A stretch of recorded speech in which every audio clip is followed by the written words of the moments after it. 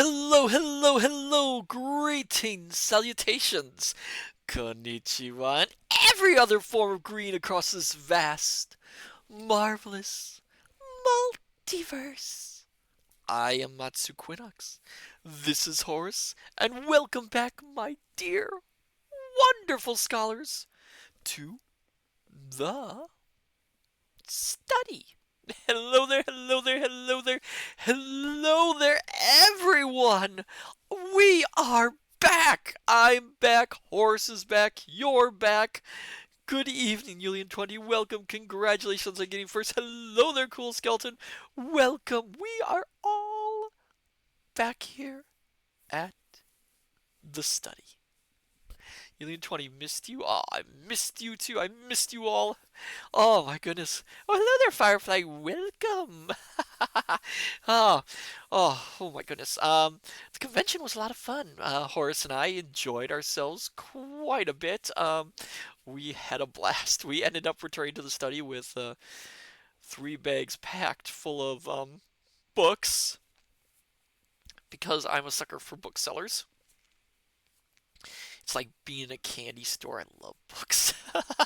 um, yes, and we are exhausted. I can tell you, I'm still exhausted. And, it's taking all my energy just to be here. Oh my goodness. Julian20 yays. Yay indeed! Yay! Oh my goodness. Oh. How have you all been, my dear wonderful scholars? Have you been well? I hope you have. And, I will preface, like I always do, the study is a safe place. So if you feel at all lost, alone, upset, if you find yourself feeling that you're targeted and alone, we are here for you. We are all here for you. Oh, Julian20, happy-go-lucky, waiting for a snowstorm. Oh, be careful, Julian20. Hopefully it's not too big a snowstorm. Hopefully it passes you by. Cool Skeleton, much cold, had a risk of ice rain yesterday. Oh, dangerous. That does sound dangerous. Oh my goodness, Cool Skeleton. I hope you were all right. Well, you'd have to be all right. I mean, you're here, obviously, so you're all right. Oh my goodness gracious. Oh, mm, yeah. I'm trying to wake up so badly, but I don't dare have any caffeine because if I don't have any caffeine, I won't get any rest later on this evening, morning, or afternoon. Remember that, my dear scholars. Always regulate your caffeine intake. Don't overdo it. Cool Skeleton, darn tootin'. That's sirree. Oh, so yeah, you might be wondering why I didn't do a stream on Tuesday and didn't announce it. Well, like I said, I was still fairly tired from the trip, so I thought it best to just wait on it and not run right back into streaming. Give myself a day or two. Julian20 having chocolate cake and decaf coffee. Oh, that sounds wonderful. Horace, do we have any chocolate cake left? I know we had some at some point. Yeah, it was the stuff that Ovid made. Oh, we have a few slices. Okay. Well, maybe we'll have some afterwards. Ah, I like chocolate cake. But yes, where am I? Oh yes, I'm here in the study talking to my wonderful scholars. I digress. Oh, I managed to do a little bit of a. I'm not able to. Usually, I'm not able to do roll my R's. Digress. Digress. Did I roll it? Digress. Digress. Digress. I can't. Cool skeleton. I prefer lemon cake. Oh, lemon cake's good too. Lemon cake's good too. Depends on the frosting. Julia20. Okay. What's with the okay? Cool skeleton. I can't. It's. Ugh. There's some things I can do, some things I can't. I can't really roll my R's. Digress. Digress. Digress. Is that.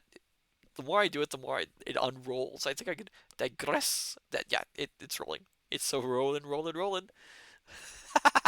Oh, but I digress. I digress. Um, Tonight, my dear scholars, we are continuing our reading of Around the World in 80 Days. Firefly, lemon cake, chocolate icing. I'm not sure on that one. That one might be a little bit. mm, I can see it with vanilla icing, but I don't know about chocolate icing. The chocolate might overdo the lemons. I don't know. I've never had it that way. Where was I? Oh yes, Around the World in 80 Days. Last time we left a while ago. Um, Phileas Fogg has been attempting to go around the world in 80 days to win a bet. Hot on his heels is Inspector Fix, who thinks he is the robber of the Bank of England robbery. Um, he is he's on his tail. They just left Japan and headed to America, where they landed in San Francisco, right in the middle of a political rally, which turned quite into a riot. And they had to escape from there. Alien 20. I just watched that. Ooh, I wonder which version. The best version is the 1950s one. Up personally, I like that one. Cool skeleton. Oh my god, lemon cake, but raspberry icing. Firefly. I don't do weak lemon flavor. Oh, I can only imagine that. Alien 20. That one. Oh, nice, nice, nice, nice. That's a good movie. Firefly. I do it with raspberry for mini cupcakes. Oh ho ho. Oh, you're all making me hungry, dear scholars. Oh, I might have to have cake afterwards. After all. Yes. Cool skeleton eats there. Yes, more cake discussion. But tonight, yes, we will continue our reading. So, my dear scholars, are you ready to continue our journey around the world in 80 days?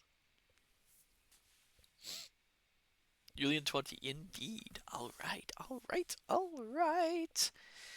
Oh, cool skeleton, maybe. Well, we don't have much of a choice, cool skeleton. Oh well, cool skeleton said we're not going to do it, so we're not going to do it. Everyone, it was wonderful to be here. Have a good evening.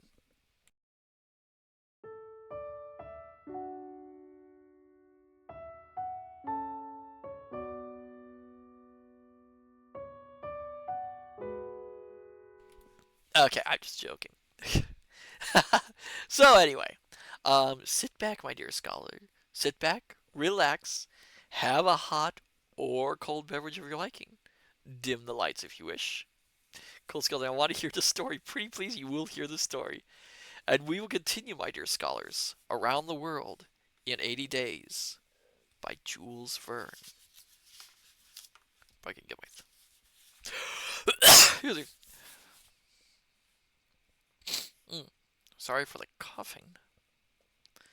Chapter 26, in which the express train travels the Pacific Railroad. Ocean to ocean is how the Americans put it, and this phrase really should be the best way of referring to the grand trunk line that crosses the United States of America at its widest point. But in fact, the Pacific Railroad is divided into two quite distinct sections: the Central Pacific, between San Francisco and Ogden, and the Union Pacific, between Ogden and Omaha. That is where 5 different lines meet up, making regular travel possible between Omaha and New York. New York and San Francisco are therefore now linked by an uninterrupted metal strip stretching for no less than 3,786 miles.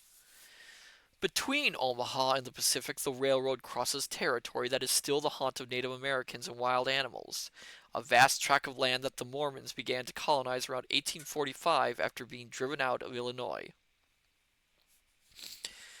In the past, it took at best 6 months to go from New York to San Francisco. Now it takes 7 days. It was in 1862 that, despite the opposition of representatives from the southern states, who wanted a line further to the south, it was decided that the route for the new railroad would run between the 41st and 42nd parallels. My dear scholars, this is probably going to be a bit of a read on railroads, so I hope you enjoy hearing about trains.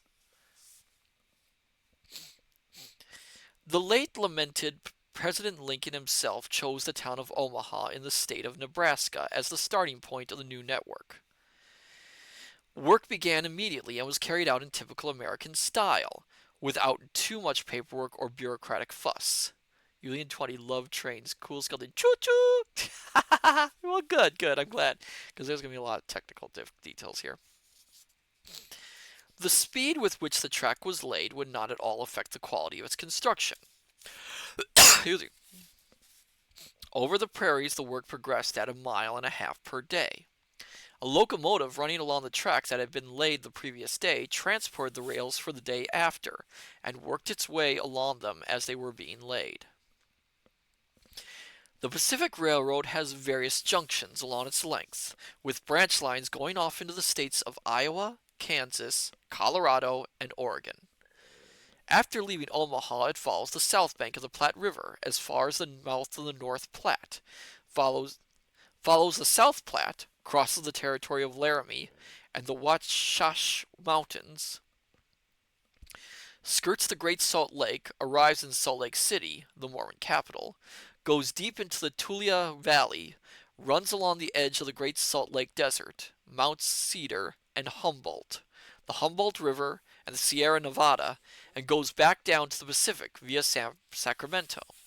And over its whole length the gradient never exceeds 1 in 50, even when it crosses the Rocky Mountains. This was the long line of communications that trains took 7 days to travel, and that would enable Phileas Fogg, Esquire, at least that was what he hoped, to be in New York by the 11th of December to catch the Liverpool steamer. The carriage in which Phileas Fogg was sitting was a sort of lawn omnibus resting on 2 undercarriages, each with 4 wheels, which, because of their mobility, made it possible to negotiate tight bends. Inside there were no separate compartments. Instead, there were 2 rows of seats facing each other, situated at right angles to the axle, and separated by a passageway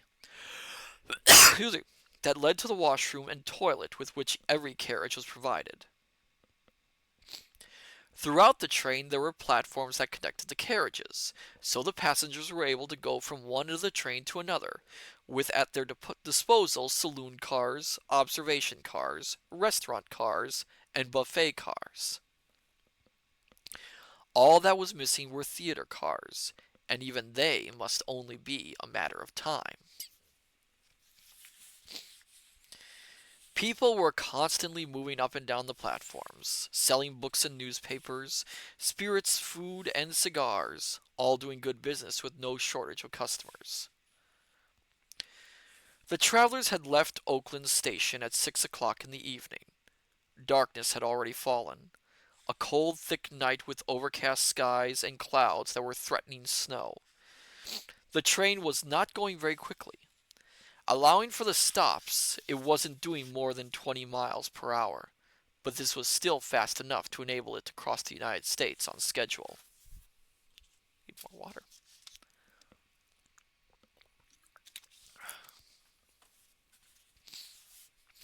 There was little talking in the carriage. In any case, the travelers would soon be asleep. Passepartout found himself sitting next to the police inspector, but he didn't speak to him. I don't blame him. Since recent events, relations between them had noticeably cooled. There was no longer any fellow feeling or closeness between them. Fix's manner hadn't changed at all, but Passepartout, on the contrary, was extremely reserved, ready to strangle his former friend on the least suspicion. An hour after the train had left, it began to snow. It was a fine snow, which very fortunately would not slow down the train's progress. All that could be seen through the windows was an immense white covering of snow, which made the unfurling coils of steam from the locomotive seem positively gray. At 8 o'clock, a steward came into the carriage and informed the passengers that it was time to go to bed. The carriage they were in was a sleeping car, which in the space of a few minutes was transformed into a dormitory. The backs of the seats folded down, carefully made up couchettes open out. Hard to read some of the editing in this. Carefully made up couchettes opened out thanks to an ingeniously devised system, and within the space of a few minutes a series of cabins had been put together so that each traveler would enjoy a comfortable bed with thick curtains to protect their privacy. The sheets were white and the pillows soft. All that remained was for them to get into bed and go to sleep, which they all proceeded to do, as if they were in the comfort of a cabin on a steamship. Meanwhile, the train sped along at full steam across the state of California.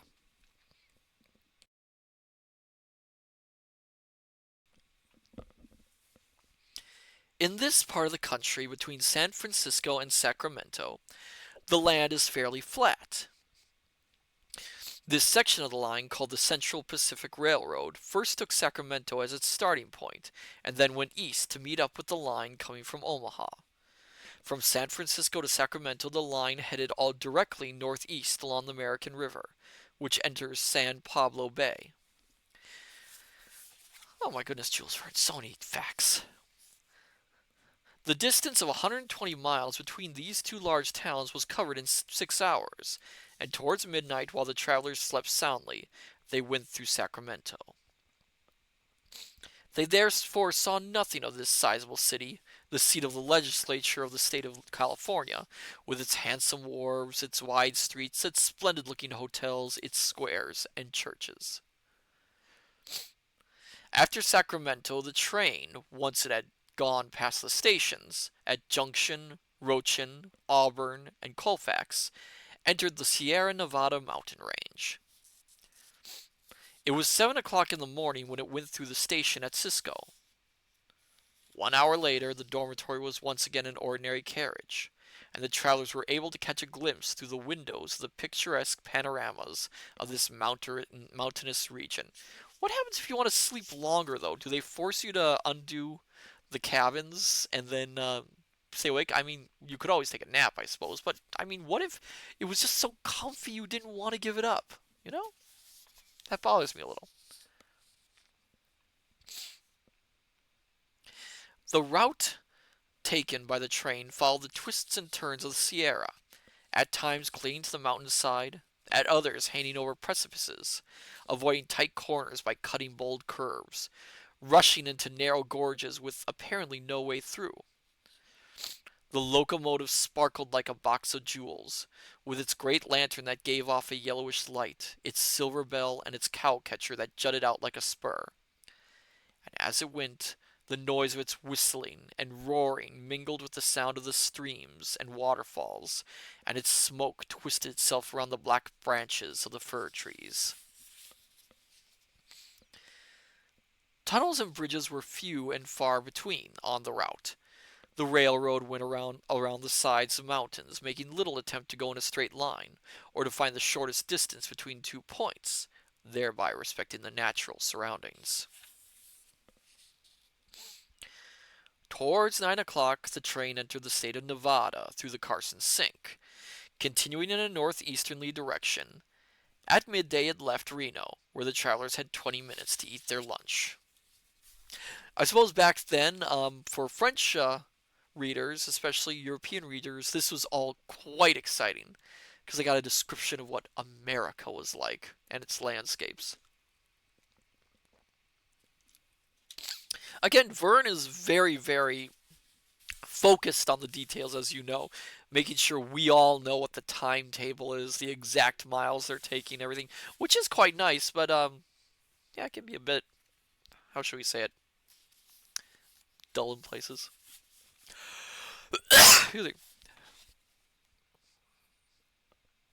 From this point, the railway line, running along the Humboldt River, headed up towards the north.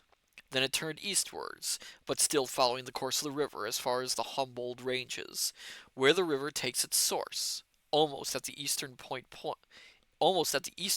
point of the state of Nevada. After eating their lunch, Mr. Fogg, I'm trying to remember how to pronounce her name. Mr. Fogg, Mrs. Iota, and their companions went back to their seats in the carriage.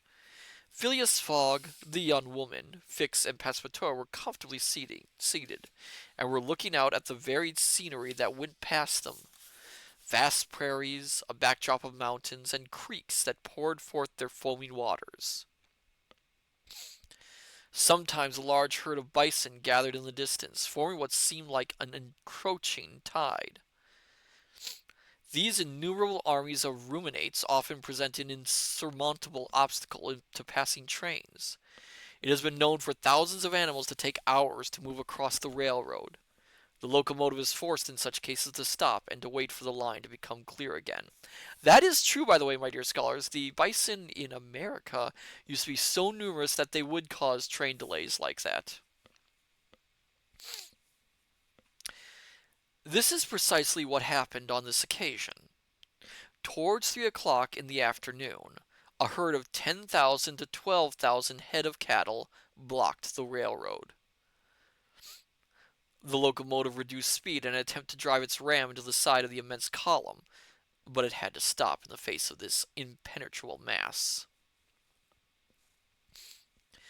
These ruminates, which the Americans wrongly call buffaloes, that's debatable nowadays, could be seen lumbering along, sometimes bellowing loudly.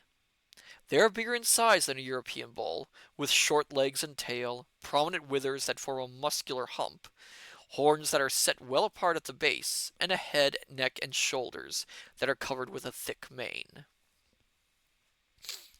It was pointless to even think of stopping this migration. When bison have decided which way to go, nothing can stop them or alter their path. They are an advancing tide of living flesh that no barrier could hold back. Yes, you have to be very careful with bison.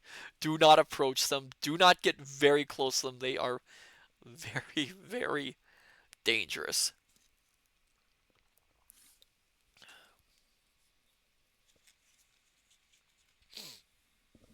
Okay, where was I? The travelers watched this curious spectacle from the vantage point of the platforms, but the person who was in the greatest hurry of all, Phileas Fogg, had remained in his seat, and was calmly waiting for the buffaloes to agree to let him through.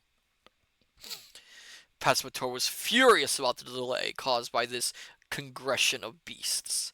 He would have liked to empty the contents of his whole arsenal of revolvers on them. "What a country!" he exclaimed. "Trains brought to a standstill by a few bulls, which wander off in procession without being in the least hurry, as if they weren't holding up the traffic. Good heavens! I'd like to know if this setback was catered for in Mr. Fogg's schedule. And what about this engine driver, who doesn't have the courage to drive his machine straight through these destructive beasts?" It's because he's not an idiot. That's why, Passepartout. Cool skeleton hamburger. I've actually had bison burger before. It's very much like regular burgers, but because it's so gamey, it doesn't have much flavor, honestly. It doesn't really taste terribly good, honestly. Julian 20. It is more lean. Yes, it's more lean. It's a leaner meat, which means it has all the fun taken out of it.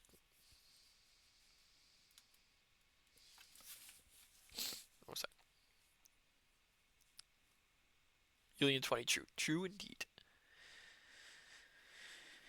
The engine driver was certainly not tempted to remove the obstructions, and that was wise of him. He would certainly have managed to crush the first bison with the ram of his locomotive, but however powerful it may have been, the engine would have been brought to a standstill before long. A derailment would have been inevitable, and the train would have been left stranded. The best thing was, therefore, excuse me, 1 second, my dear scholars.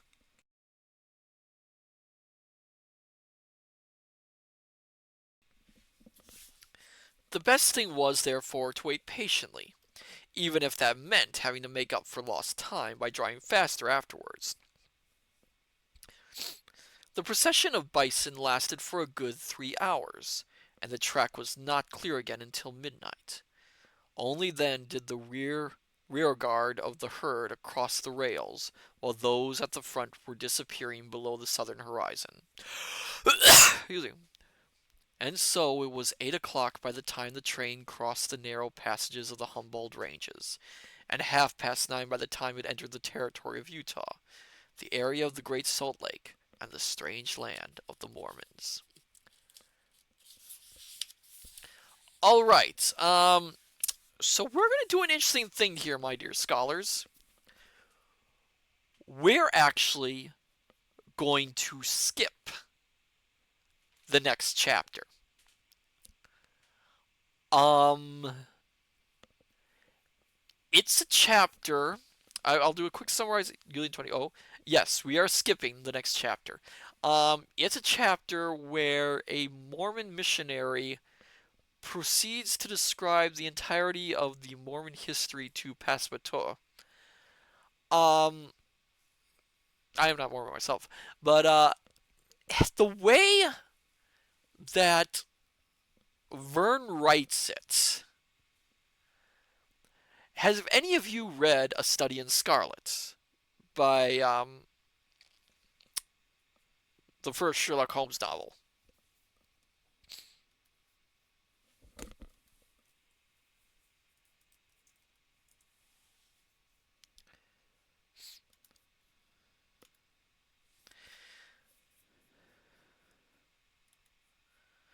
Union 20 maybe saw it. Cool Skeleton, no. I won't spoil that novel, but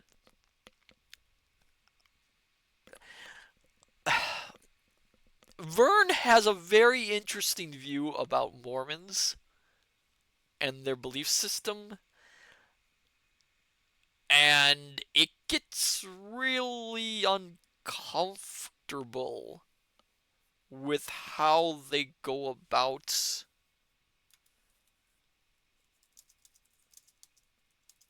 describing everything.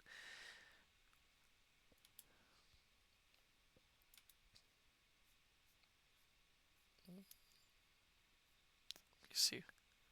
So for the sake of this stream, I will not um, be doing that chapter. I will be skipping to the next one. However, my dear scholars, for those of you who do want to read it, I will provide a link to it if I can. Oh my goodness, can I?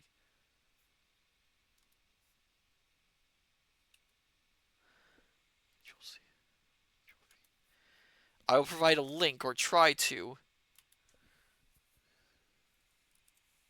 There we go. To the chapter we are skipping, so you can read it at your leisure. Thank you, Project Gutenberg. But again, yes, it is a chapter which I personally don't feel comfortable reading. Um, Again, I'm not Mormon. I just don't feel right reading something written in an age where a lot of this was being, how shall I delicately put it? Um, where a lot of these people were being essentially I'll just say there was a panic. Let's put it that way. There was a panic going on at the time. So it's best to avoid this chapter. Although at least Verne is a little more. He's not. As far as I can tell, he. I don't even know. I don't even know how to describe it. It's a really weird chapter.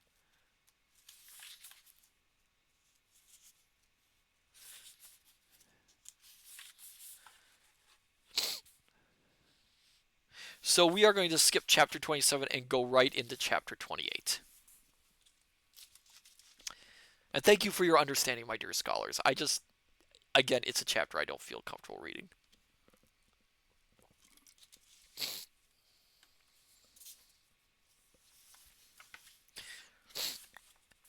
Chapter 28, in which Passepartout is unable to talk sense into anybody. Well, if he could, then this short story would be pretty short, wouldn't it?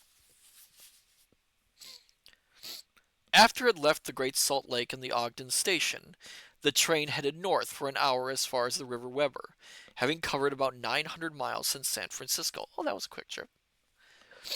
From there, it turned east again through the mountainous terrain of the Wasatch Range.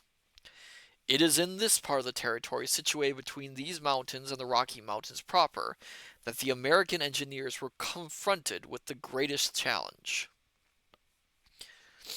Over this portion of the route, the subsidy from the federal government therefore went up to 48,000 per mile, instead of 16,000 in the plain. However, as has been seen, the engineers did not go against nature, but cleverly got around it. One second.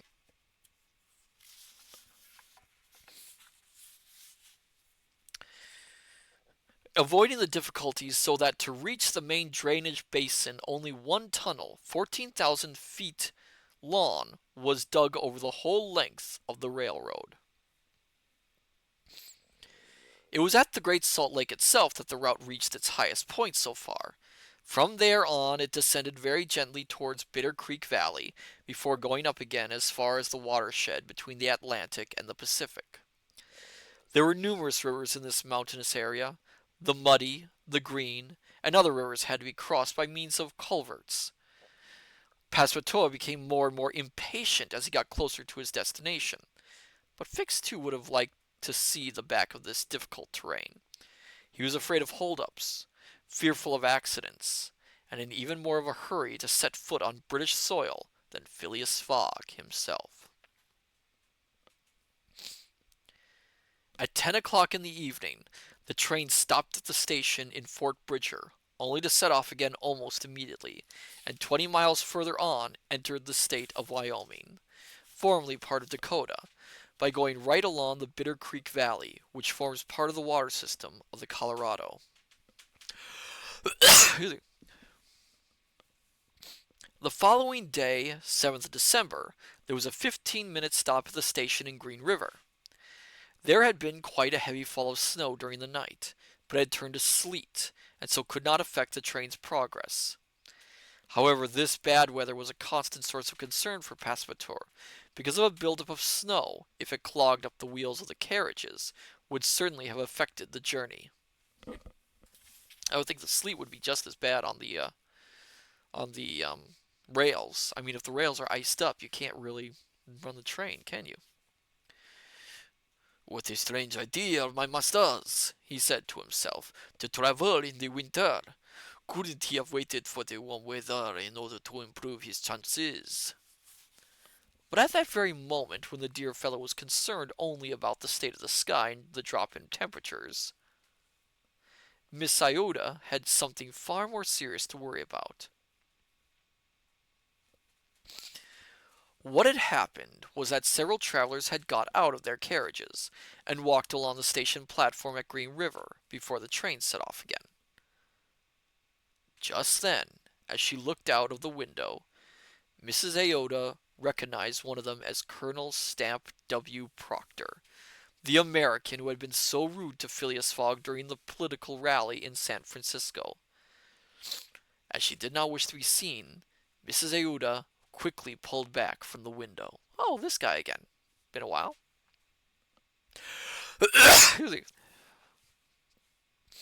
This incident had a considerable effect on the young woman. She had become attached to the man who, for all his coldness, gave her every day ample evidence of his complete devotion.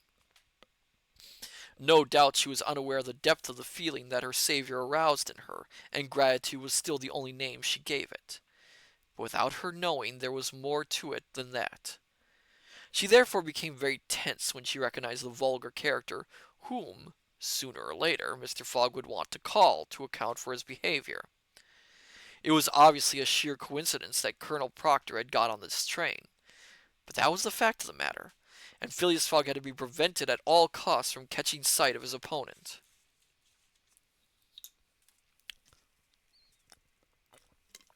Oh, more water. When the train set off again, Mrs. Iota took advantage of a moment when Mr. Fogg was dozing to explain the situation to Fix and Passepartout. I'm trying to remember Fix's voice.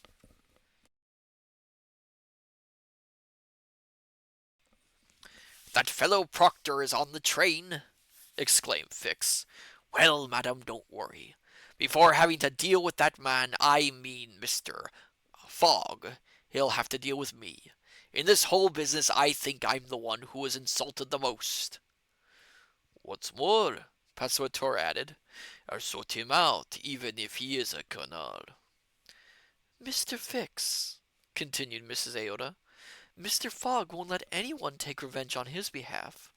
As he said himself, he's the sort of man who will come back to America to seek out the offender. So if he catches sight of Colonel Proctor, we won't be able to prevent an encounter between them, which could have disastrous consequences. We must make sure he doesn't see him. You're right, madam, replied Fix. An encounter between them would ruin everything. Whether he won or lost, Mr. Fogg would be delayed, and that, added Passepartout, would play into the hands of those gentlemen from the Reform Club. In 4 days we'll be in New York. Well, if for those 4 days my master doesn't put a foot outside his carriage, we can hope he won't meet up by accident with this wretched American. Curse him! However, there certainly is a way for us to prevent that. Prevent him. Excuse me. The conversation was broken off. Mr. Fogg had woken up and was looking out at the countryside through the snow-flecked window. But later, and without being overheard by his master or Mrs. Aouda, Passepartout said to the police inspector, Are you really prepared to come to blows for him? I'll do anything to bring him back to Europe alive, was all Fix replied, in a tone of voice that indicated his total determination. Passepartout felt a shudder go down his spine, but his belief in his master did not waver at all. So was there any way of keeping Mr. Fogg in his compartment to avoid an encounter between the colonel and him? That shouldn't prove too difficult, as the gentleman was by nature not very active, or very interested in his surroundings. In any case, the police inspector thought he had found the solution, because a few moments later he said to Phileas Fogg, Time passes very slowly on these long train journeys, sir. Yes, indeed, replied the gentleman, but pass it does. When you were on board the steamers, I believe you used to play whist. Yes, but here it would be difficult. I don't have any cards or partners. Oh, we can soon buy cards. They sell everything on American trains.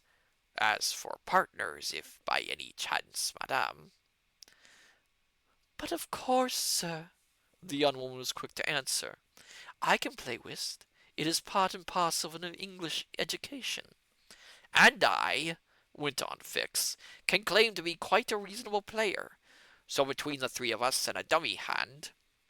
As you wish, sir, replied Phileas Fogg, delighted to be able to play his favorite game once more, even if it was on board a train. Passepartout was immediately sent off in search of a steward, and he soon came back with 2 complete packs of playing cards, score cards, counters, and a baize-topped folding table. They had everything required. The game started. Mrs. Aouda was quite a competent player, and she even received the occasional compliment from the stern Phileas Fogg. As for the inspector, he was quite simply first class, and a worthy opponent for the gentleman. Now, Passepartout said to himself, we've got him settled. He won't move from here. By 11 o'clock in the morning, the train had reached the watershed between the 2 oceans.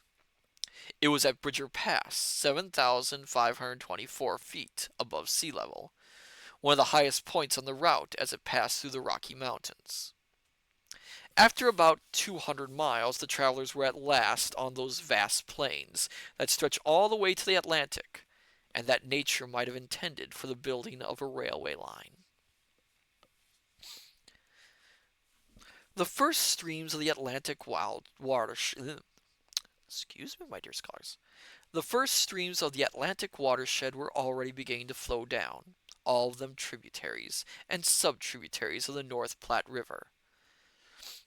The whole horizon to the north and east were blocked off by the huge semicircular wall formed by the northern portion of the Rocky Mountains, dominated by Laramie Peak.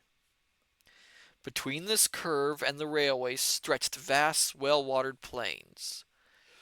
To the right of the railroad rose, one behind another, the foothills of the mountain chain that curves around to the south as far as the sources of the river Arkansas, one of the main tributaries of the Missouri.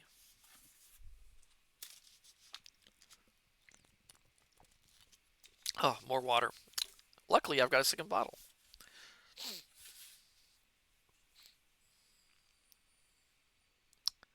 Sorry. Oh, yeah. At half past midday, the travelers briefly caught sight of Fort Halleck, which commands the surrounding area. In a few more hours they would have completed the crossing of the Rocky Mountains. It was reasonable, therefore, to hope that the train could get through this difficult terrain without incident. The snow had stopped falling. The weather had turned cold but dry. Large birds, alarmed by the locomotive, flew off into the distance.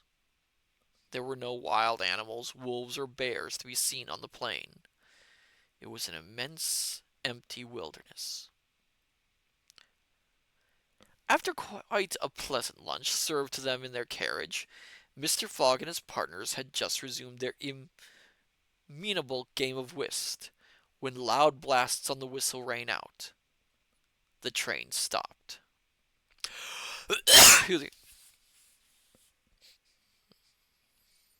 Passepartout stuck his head out of the window, but could see nothing to explain why they had come to a halt.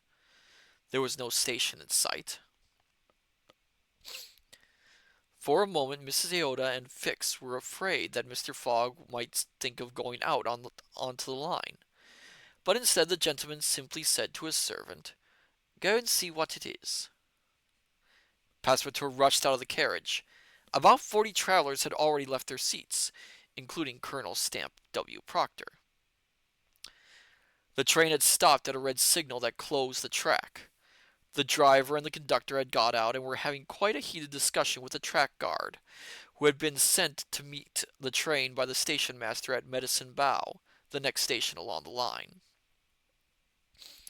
Some passengers had gone up to them and were taking part in the discussion, one of them being the said Colonel Proctor, with his bluster and his domineering manner. Passepartout, who had caught up with the group, heard the track guard saying, "No, there's no way you can get through. The bridge at Medicine Bow is shaky, and it won't stand the weight of the train." The bridge in question was a suspension bridge built across rapids about a mile from where the train had stopped. From what the track guard was saying, it was threatening to collapse. Several cables had given way, and it was impossible to risk going across it. So the track guard wasn't exaggerating in the least when he said they couldn't get across. Besides, given the generally carefree attitude of the Americans, you can be sure that when they start getting cautious, then there really is cause for concern. Passepartout didn't dare go to inform his master, but listened, gritting his teeth, and staying as motionless as a statue. "Come on!" exclaimed Colonel Proctor. "I assume we're not going to just stand around here until we take root in the snow." "Colonel," replied the conductor, "we've telegraphed through to the station at Omaha to ask for a train, but it probably won't arrive in Medicine Bow until 6 o'clock." "6 o'clock!"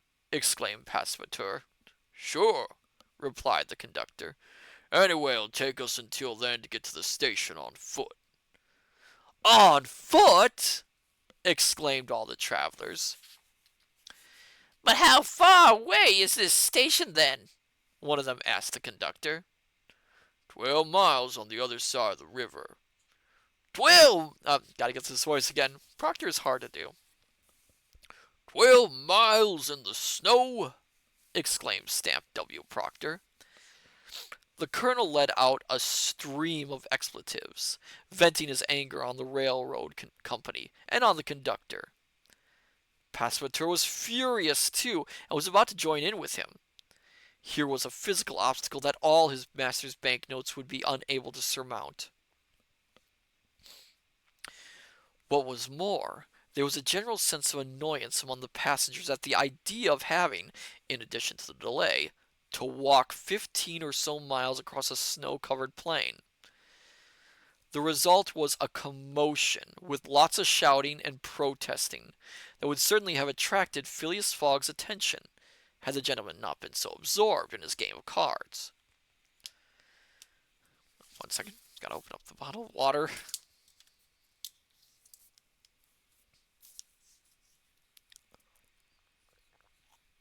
This is a much longer chapter, my dear scholars. Where was I?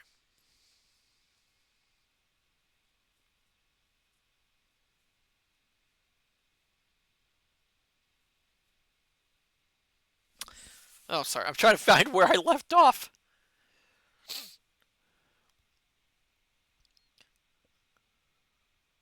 However, Passepartout felt he had no choice but to inform him, and so he was walking head down towards the carriage when the driver, a real Yankee named Forster, shouted out, "There may be a way of getting across." "Over the bridge?" replied a passenger. "Over the bridge." "With our train?" asked the colonel. "With our train." Passepartout had stopped and was lapping up what the driver had to say. "But the bridge is threatening to collapse," continued the conductor. "Never mind," replied Forster. "I think that if we get the train to hurtle along at full speed, we have a good chance of getting across."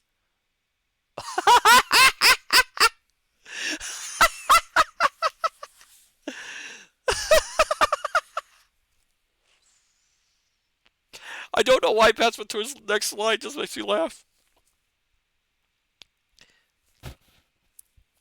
Oh, I'm looking at it.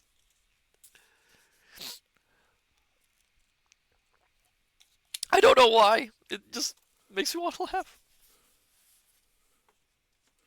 Okay, here we go. "Hill," said Passepartout. Why does he say that? Why does he say hell? It just seems like so out of it. It seems so out of nowhere. I mean, I it seems like something he'd say if he was angry, but this is good news, so why is he shouting that word? Might be the translator. I wonder if it's the translator who accidentally put it in there. But some of the travelers immediately fell for this suggestion. Oh, I see. Passepartout doesn't like the idea. That's why. Colonel Proctor was particularly in favor. Cool skeleton. Yeehaw! Yes, indeed. Yeehaw! You can see how Verne sees Americans in this book.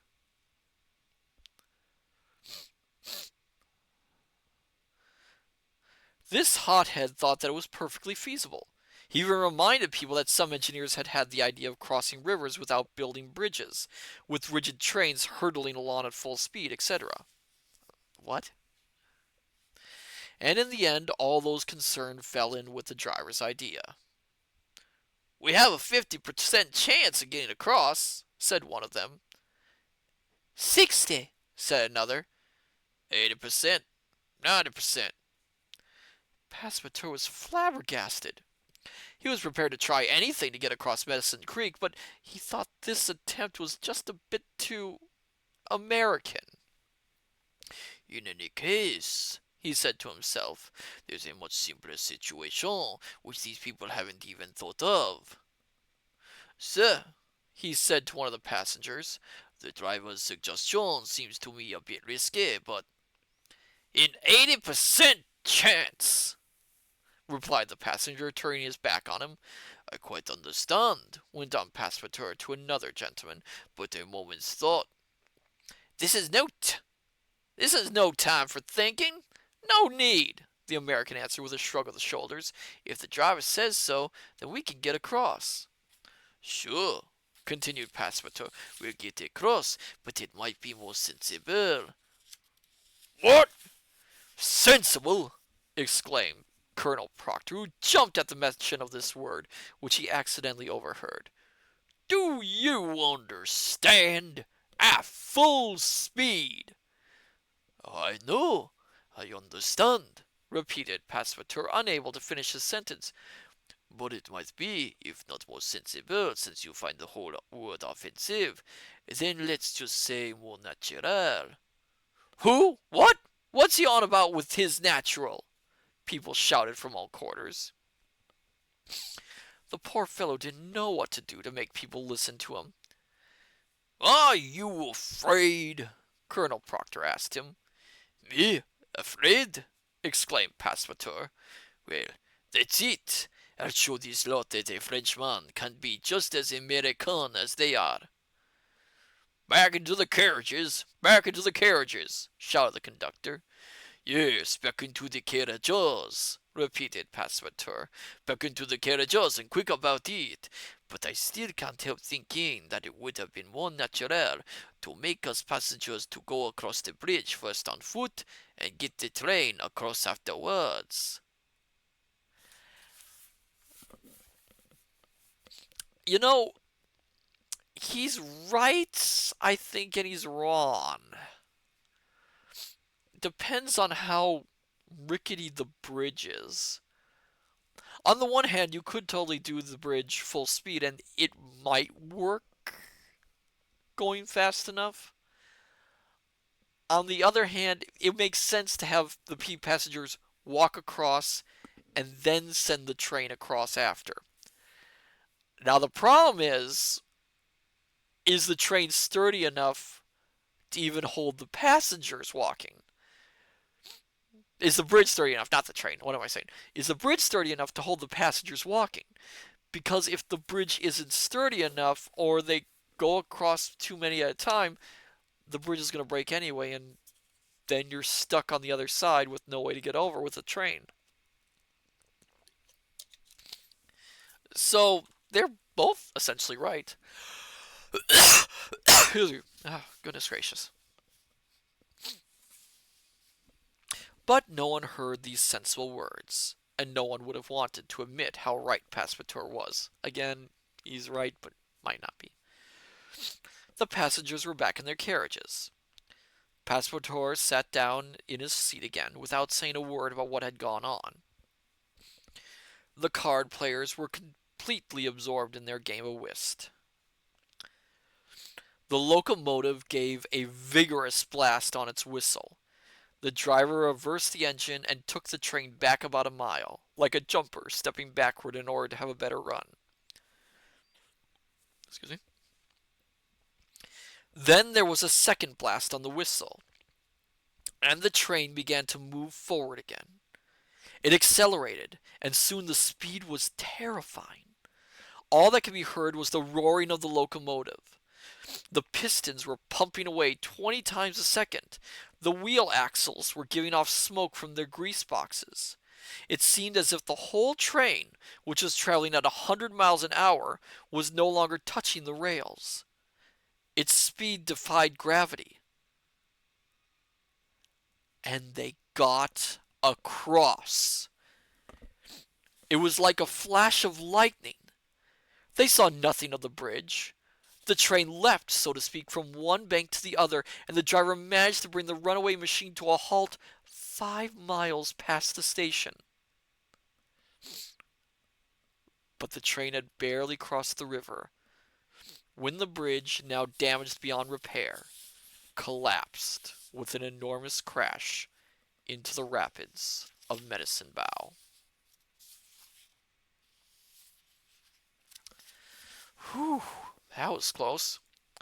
Yeah. In the 1955 movie, they actually do this pretty accurately. It's not a suspension bridge in that version, though,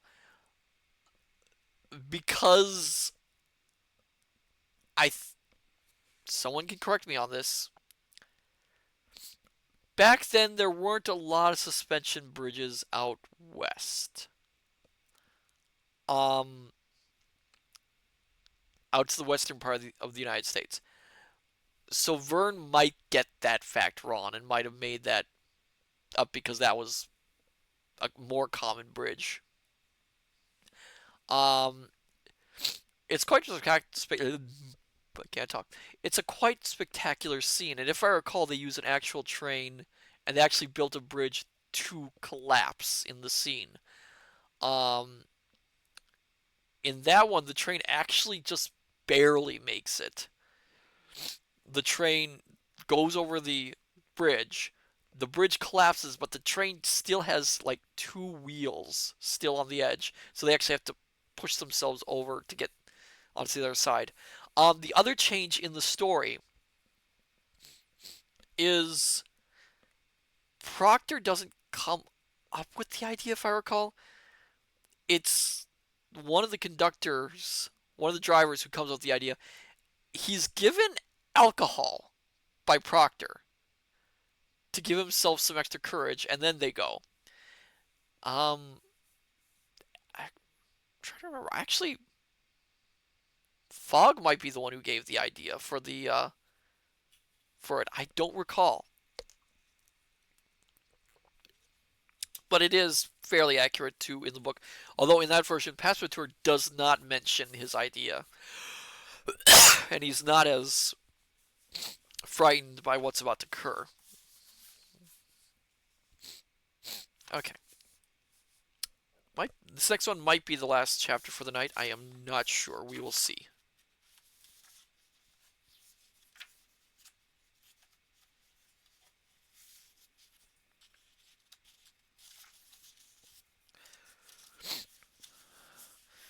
Chapter 29, in which various incidents will be recounted that could only have occurred on a railroad in America. This is either going to be very bad or very good, my dear scholars. We'll see. That same evening, the train continued its journey unhindered, got beyond Fort Saunders, crossed the Cheyenne Pass, and reached Evans Pass. It was here that the railroad reached its highest point, 8,091 feet above sea level. All that remained was for the travelers to go on down to the Atlantic, over those endless plains that nature has leveled flat. This was also where the Great Trunk Line branched off to Denver City, the largest town in Colorado. This territory is rich in gold and silver mines, and more than 50,000 people have already settled there.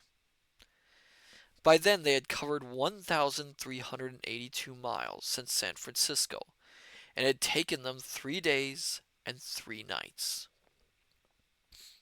4 days and 4 nights would be enough, according to the best estimates, to reach New York. Phileas Fogg was therefore still within his deadline. During the night, the train went past Camp Walbach to its left. Lodgepole Creek ran parallel to the railway line, along the border that runs in a straight line between the states of Wyoming and Colorado. At 11 o'clock it entered Nebraska, passed close to Sedgwick, and reached Julesburg, which is situated on the South Platte River. It was here that the Union Pacific Railroad, whose chief engineer was General G.M. Dodge, was inaugurated on the 23rd of October, 1867. You can tell by reading this that Verne is just super excited to share all these little factoids with his readers. He's very much getting into the nature of a travelogue. Excuse me. This was where the two powerful locomotives stopped on that day, pulling their 9 carriages of distinguished guests, including the vice president of the railroad, Mr. Thomas C. Durant. This is where the crowd gathered and cheered, and where the Sioux and Pawnees gave a demonstration of their fighting skills. This is where they held a firework display and lastly, where they published the first issue of the Railway Pioneer magazine by means of a portable printing press. This was how they celebrated the inauguration of this great railway, an instrument of progress and civilization, which conquered the wilderness and was destined to link up towns and cities that hadn't yet been built. The locomotive's whistle, more powerful than Ampion's lyre, would soon make them spring up on American soil. At 8 o'clock in the morning, the train left behind Fort McPherson. Omaha was 357 miles away. The railway line followed the left bank of the South Platte River, with all its unpredictable twists and turns. At 9 o'clock, the train reached the important town of North Platte, built between the two branches of this great river, which then join up around the town to form a single waterway, an important tributary whose waters flow into the Missouri a short distance above Omaha. They had crossed the 101st Meandering.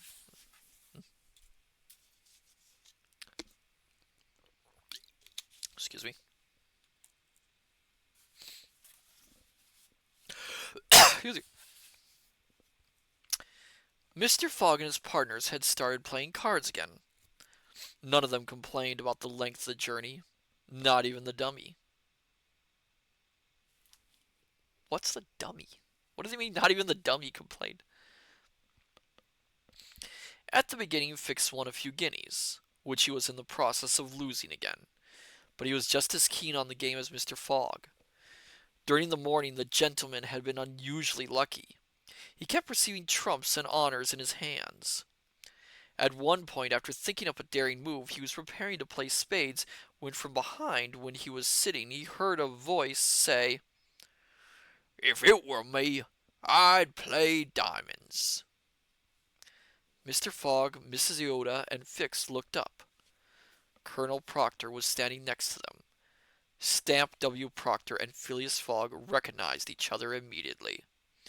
"Oh, it's you, the Englishman!" exclaimed the colonel. "You're the one who wants to play spades." "And that's exactly what I'm about to do," Phileas Fogg replied coldly, putting down a 10 of that suit. "Well, I think it should be a diamond," retorted the colonel in an annoyed tone of voice. And for a moment it looked as if he was going to grab the card that had been played, adding, "You haven't a clue about this game." "Perhaps I'll be better at another sort of game," said Phileas Fogg, getting up to his feet. "It's just up to you if you want to try, you bloody Englishman," the vulgar character replied. Mrs. Iota had become very pale. She looked as if she was going to faint. She had grabbed Mr. Fogg by the arm, but he gently pushed her back. Passepartout was ready to throw himself at the American, who was giving his opponent a very dirty look. But Fix had got to his feet, went over to Colonel Proctor, saying, "Oh, goodness, hold on, I need to switch accents. You're forgetting that I'm the one who you have to deal with, my dear sir. I'm the one you not only insulted, but hit." "Mr. Fix," said Mr. Fogg, "I beg your pardon, but this matter concerns only me. By claiming that I was wrong to play spades, the colonel has insulted me a second time, and he will have to answer for it." Whenever you like, and whatever you like," replied the American, "and you can choose the weapon." Mrs. Iota attempted in vain to restrain Mr. Fogg. The inspector tried unsuccessfully to bring the argument back to himself. Passepartout wanted to throw the colonel out through the door, but a sign from his master stopped him. Phileas Fogg went out of the carriage, and the American followed him onto the platform.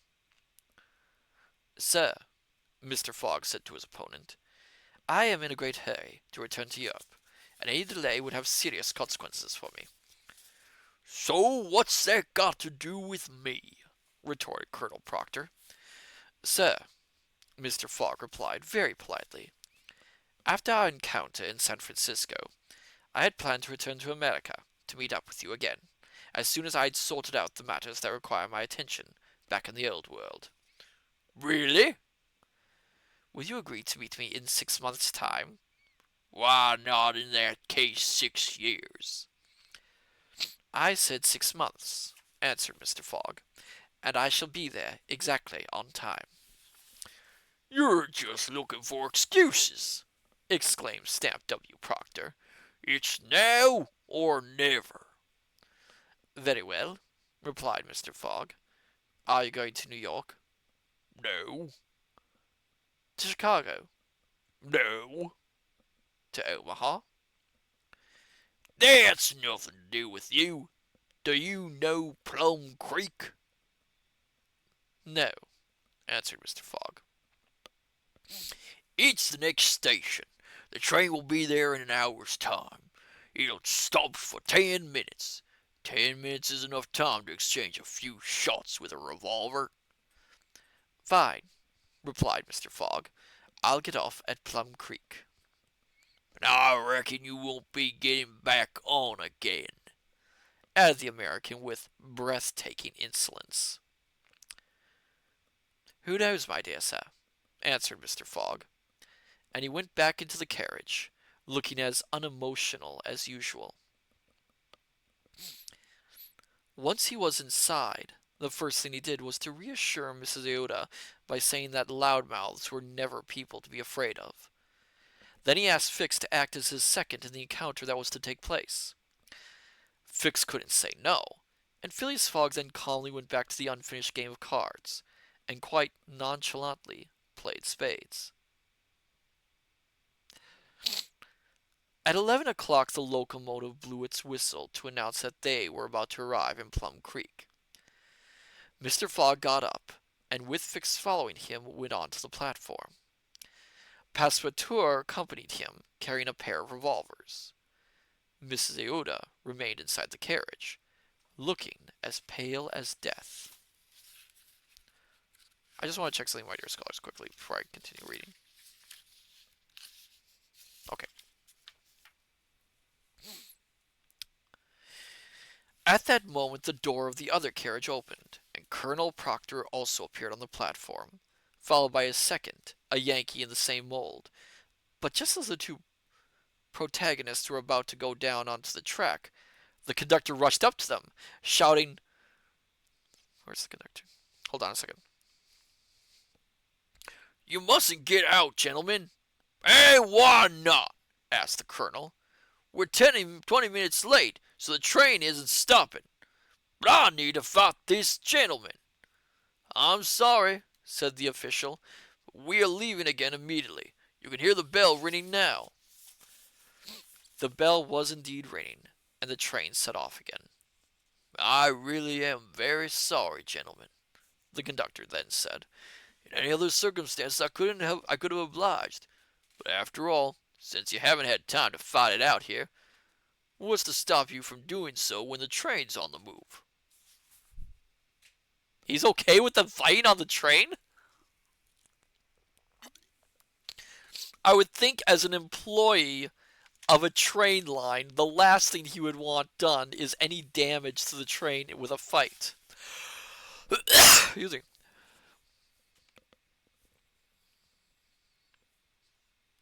Perhaps that wouldn't suit, sir, Colonel Proctor said with a sneer. That suits me perfectly, replied Fogg. Well, this really is America for you, thought Passepartout, and this train conductor is a real gentleman. With this he followed his master. The two protagonists and their seconds, preceded by the conductor, walked through the carriages until they reached the back of the train. There were only about a dozen passengers in the last carriage. The conductor asked them if they would be so kind as to vacate the idea for a few moments to enable two gentlemen to settle a matter of honor. Why, of course, the passengers were only too happy to oblige. The passengers were really only too happy to oblige the two gentlemen, and so they withdrew onto the platform. onto the platforms. The carriage, which was about 50 feet long, was ideal for the purpose. The two protagonists could advance upon each other between the seats, and could blunderbuss each other at leisure. There had never been an easier duel to arrange. Mr. Fogg and Colonel Proctor, each equipped with two six-chamber revolvers, two of them, entered the carriage. Their seconds, who remained outside, locked them in. At the first blast on the whistle, they were to begin firing. Then, after a period of 2 minutes, what remained of the two gentlemen would be removed from the carriage. That is dark. That is dark, Vern. There really could be nothing simpler. It was even so simple that Fix and Passepartout felt their hearts beating as if they were going to burst. So they were waiting for the agreed signal on the whistle, when suddenly wild shouts rang out, accompanied by the sound of firing. But it was not coming from the carriage reserved for the duelists. The firing ran instead along the whole length of the train down to the front. Screams of terror could be heard coming from inside the train. Colonel Proctor and Mr. Fogg, with revolvers at the ready, immediately left the carriage and rushed toward the front of the train, where the loudest noises of firing and shouting were coming from. Okay, so, my dear scholars, Verne, being European, French, he is going to go all out on stereotypes here, which I apologize for, and a stereotypical view of what happens in the American West. Can you guess, my dear scholars, what just happened? I am opening this up to guesses. What do you think just happened, and what do you think Verne just had happen to the train?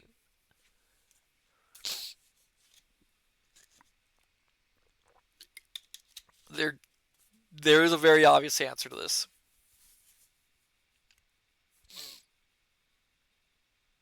Julian 20 Native Americans.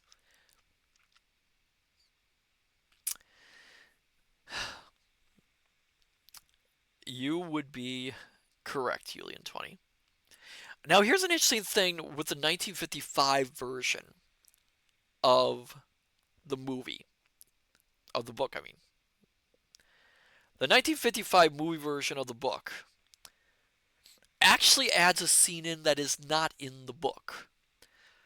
It has this attack in the movie, but before that, it has a scene where the train is stopped, where a friendly group of Native Americans are seen interacting with the train passengers. Again, they do a stereotype for the movie, but you can tell that they're trying to offset a bit what Verne portrays in his book. Union 20. Notice I did not call it the other name, which is good of you, my dear. Which is good of you, Julian 20. I was going to say dear scholars. Which is good of you, Julian 20. Thank you.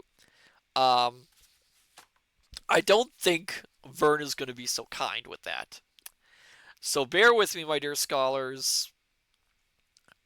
Again, Verne, 19th century European, writing about America. You have to expect some of this.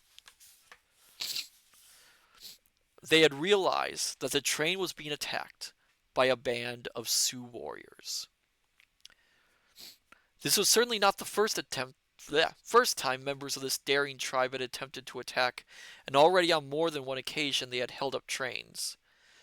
Following their usual plan and without waiting for the train to come to a standstill, about 100 of them had leapt onto the footboards and clambered onto the carriages like circus clowns jumping on to galloping horses. Interesting description there. The Sioux were equipped with rifles, hence the noise of firing, to which the passengers, almost all of whom were armed, replied by using their revolvers. At first the warriors had stormed the engine. The driver and the fireman had been hit with clubs and were only semi-conscious. A Sioux chief attempted to stop the train, but because he didn't know how to operate the throttle control, he had opened up the steam instead of closing it, and the runaway train was rushing ahead at a terrifying speed. At the same time, the Sioux had swarmed onto the carriages and were running along the roofs. I'm not going to say how he describes it, it's kind of offensive. Knocking down the doors and engaging in hand to hand combat with the passengers. The luggage van had been broken into and ransacked, and the contents strewn along the track. The shouting and firing kept on and on. However, the passengers defended themselves with great courage. Some carriages with their passengers barricaded inside withstood the siege like mobile forts that were being carried along at a speed of 100 miles per hour. From the moment the attack had begun, Mrs. I keep mispronouncing her name, I keep trying to remember it. Mrs. Uda had behaved courageously. With a revolver in her hand, she defended herself heroically, firing through the broken window whenever an attacker, again, I am lessening some of the language here, my dear scholars, an attacker appeared in front of her. About 20 fatally wounded Sioux had fallen onto the line, and the wheels of the carriages squashed like, oh no, no, that description. And the wheels of the carriages squashed like worms those who slid from the platforms onto the rails. Oh, that's an awful visual. Several passengers who had been seriously injured by the bullets or the clubs were lying on the seats. However, things couldn't go on like this. The fighting had already raged for 10 minutes, and the Sioux would inevitably be the victors if the train did come to a stop. The station at Fort Kearny was less than 2 miles away and contained an American garrison, but after that the Sioux would be in complete control of the train until the next station along the line. The conductor was fighting next to Mr. Fogg when he was struck by a bullet. As he fell down, he cried out, "We've had it We've had it if the train doesn't stop within the next 5 minutes." "It will stop," said Phileas Fogg, eager to rush out of the carriage. "Stay here, sir," Passepartout shouted to him. "I'm the one for this." Phileas Fogg had no time to stop the brave fellow, who opened the door without being seen by the Sioux and managed to slide below the carriage. I know, by the way, the word Sioux is not the proper term, I believe. Someone can correct me on that. But it is what the book says, so I apologize.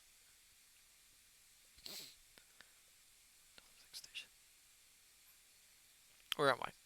Oh, yeah. And managed to slide below the carriage.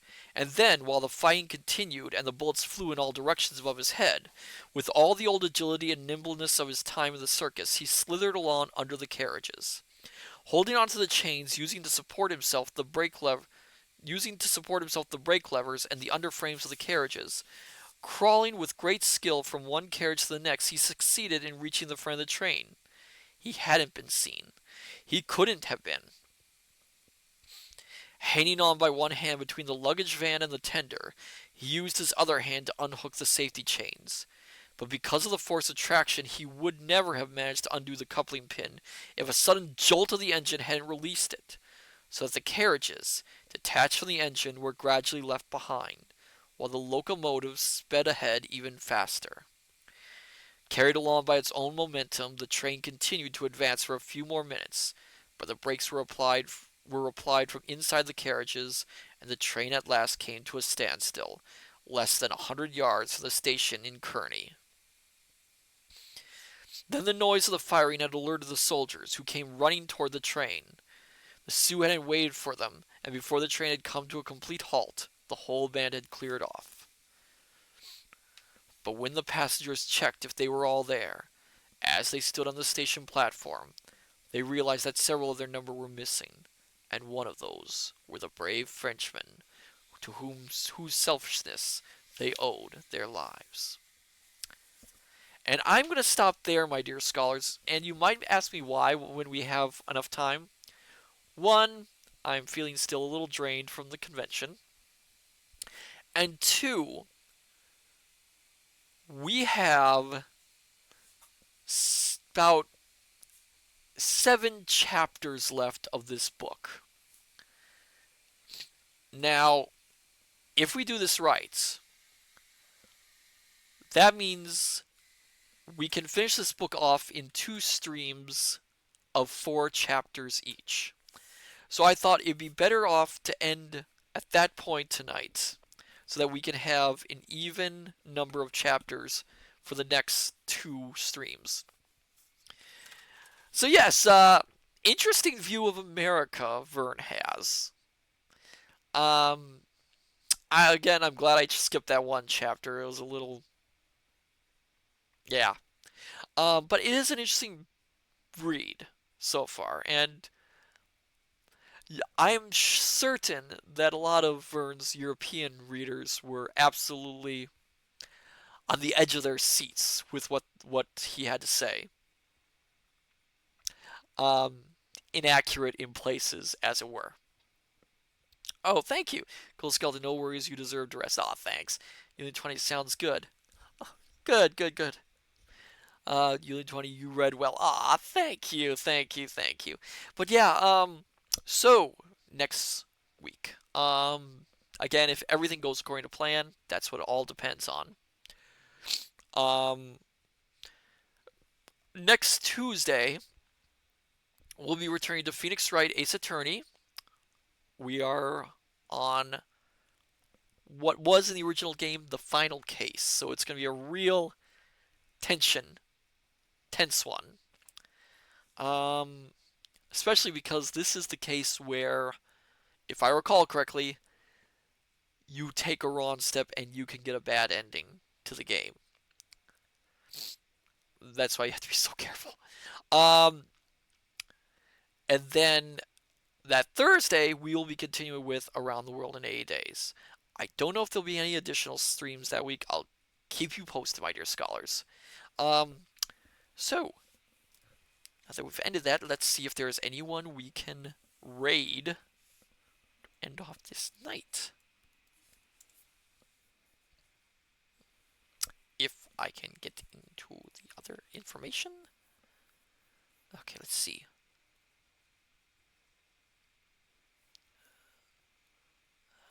Who is it?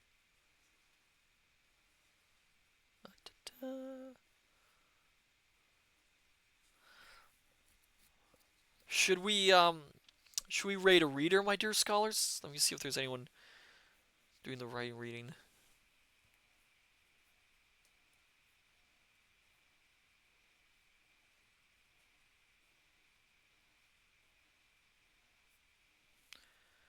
What do you think? Should we raid a gamer or should we raid a reader? Raid a reader, not write a reader. What do you think, my dear scholars? A reader or a gamer? Eileen 20 says reader. I see Maiko Psycho is reading. Not sure what they're reading. Um, we could raid them.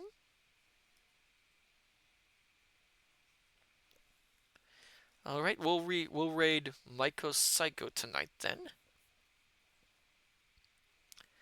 So then, my dear scholars, I say unto you, good evening, good morning, good afternoon, till we meet each other again at the study. Take care, and I shall see you next time. Till then, farewell and bye bye.